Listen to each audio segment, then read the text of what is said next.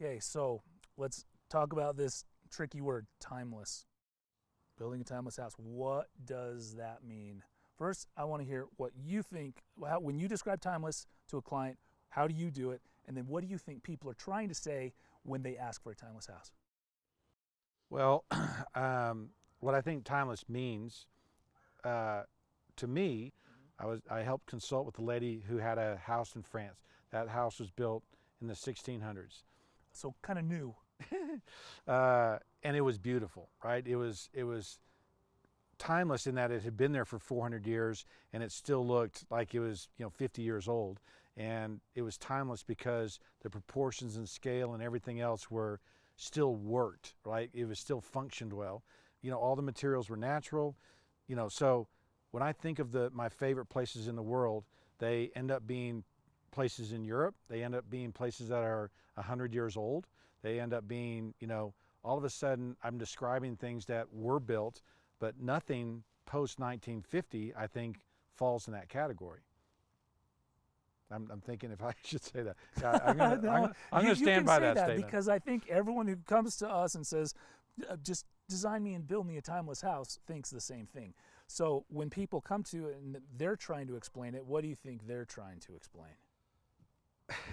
I think that our clients would not say timeless. Our clients would say, I had a client tell me he wanted an important house. I had a client tell me he wanted their forever house. And usually when they do that, they're saying, I'm ready to spend money. I'm ready to invest in this thing. This is something that I'm not going to move again. And so there is a permanence that they are looking for, and something that what we're talking to them about is saying, let's have something that's going to be well built and that I can be proud of. Okay. And I think they recognize that most things aren't well built and aren't things you can be proud of, I think. It is interesting because a lot of clients come to me and use that word. Timeless. Timeless. It's like, give me something timeless. I don't know when it became in vogue because for quite a while, the word charming was the thing. I want a charming house. Give me a charming house. And so yeah, we can do that. Does that mean cute Cotswoldsy thing? Does that mean, I don't know exactly what charming means, but we can get there. And then timeless seems to connote the idea of encapsulated beauty in architecture. I think how you described it with the proportions still work. It's like if they worked back then, they still work now and will forever work because they're based on some sort of geometric system that just works. It's true because all those lines relate to each other proportionally in some way. So why is it important? How did we get here to even, why are we even having this conversation? It's like, what happened the last 100 years that we even need to have this conversation? Well, I mean, our built environment is ugly right now, okay? 99% of all houses built today are ugly.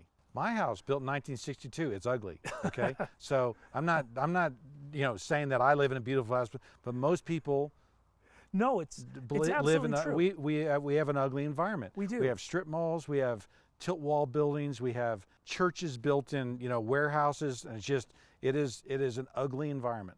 And so, I find that people try to find beauty because they can't find it in the built environment. They can't find it with architects and builders.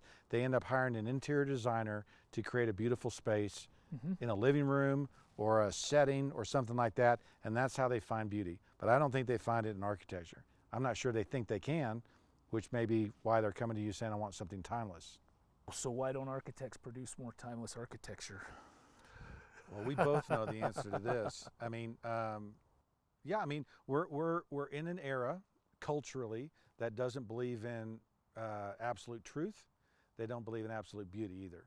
And so what that means is you end up with things that beauty can't be defined. So, I don't know if you've seen Roger Scruton's thing on beauty. It's fabulous. It's fabulous. And he talks to these artists who literally, shit in a can and say that's art. Yeah, right? it's completely stupid. It's unbelievable, right? And so if culturally we don't believe that you can get something that's true or beautiful, then there's a hopelessness, and there's a you know, it just speaks ugly of it. And look, that's what architecture is. Architecture is a reflection of our culture. Yeah. And so, you know, if Martians came down from out of Earth and came down and we were all gone, and they looked at our houses, and looked at our buildings, and looked what we were doing, I'm not sure they would speak very highly of us culturally, right? I don't think they would sit there and go, this was a very advanced culture. This was, you know, that leads to a lot of bad things. Yeah, I'm gonna. So here's my thesis that I did in graduate school was based on a Thomas Jefferson quote, where he said, "State a moral case to a plowman and a professor, and the plowman will get it right more often than the latter, because he has not been led astray by artificial rules." I love that.